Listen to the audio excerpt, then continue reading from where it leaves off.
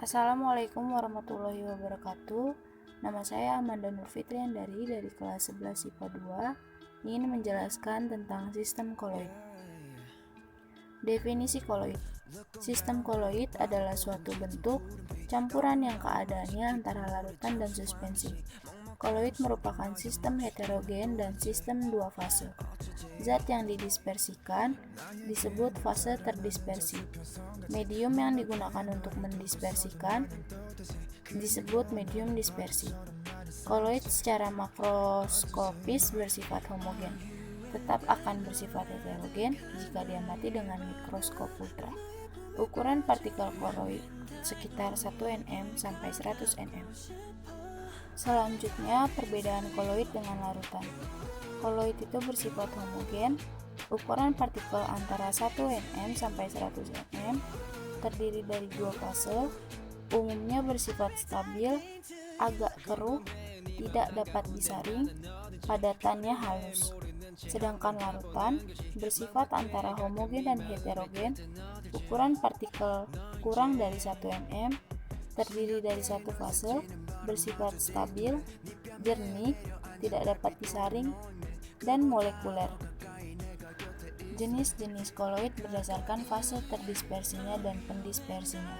Yang pertama, aerosol merupakan jenis koloid di mana fase terdispersinya berupa zat padat atau zat cair, dan medium pendispersinya berupa gas. Jika fase terdispersinya padat, maka disebut aerosol padat. Yang kedua, sol, jenis koloid di mana fase terdispersinya berupa zat padat, sedangkan medium pendispersinya berupa zat cair atau zat padat. Jika medium pendispersinya zat padat disebut sol padat, dan jika medium pendispersinya zat cair maka disebut sol.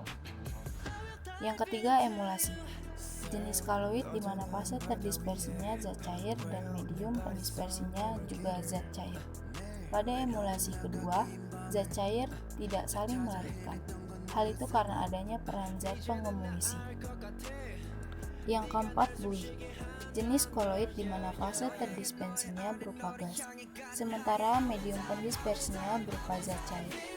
Jika medium pendispersinya berupa zat cair, zat padat, maka disebut buih padat. Yang kelima, gel, jenis koloid yang terbentuk zat padat dan cair. Gel ini terbentuk karena fase terdispersi. Gel ada dua, yaitu gel elastis dan gel non-elastis. Sifat-sifat koloid. Yang pertama ada efek Tyndall, merupakan gejala terhamburnya bekas sinar oleh partikel koloid.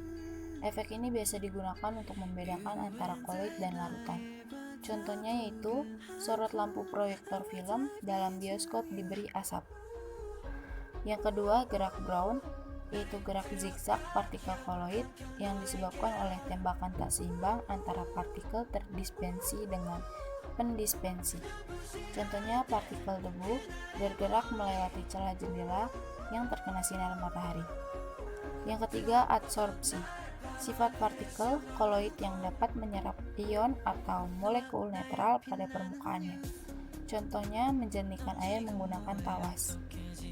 Yang keempat, muatan koloid, terbentuk karena koloid dapat mengalami adsorpsi elektroforesis. Yang kelima, koagulasi, peristiwa menggumpalnya koloid membentuk endapan. Contohnya menambahkan sedikit senyawa asam ke dalam susu. Yang keenam, dialisis, proses pemisahan koloid dan ion-ion pengaturnya. Yang ketujuh, koloid pelindung, koloid yang melindungi koloid lain agar tidak koagulasi. Yang kedelapan, elektroforesis, sifat partikel koloid yang dapat bergerak dalam medan listrik. Koloid negatif akan bergerak ke anode, sedangkan koloid positif akan bergerak ke arah katode. 9. Koloid liofit dan liofop. Koloid liofit terjadi apabila terdapat gaya tarik-menarik yang cukup besar antara zat terdispersi dengan mediumnya.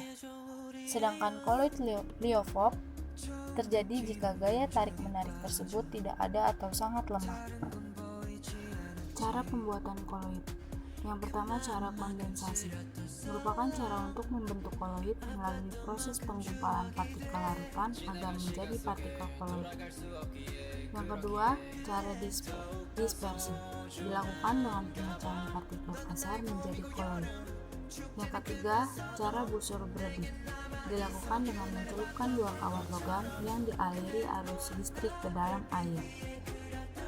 Manfaat koloid dari kehidupan sehari-hari.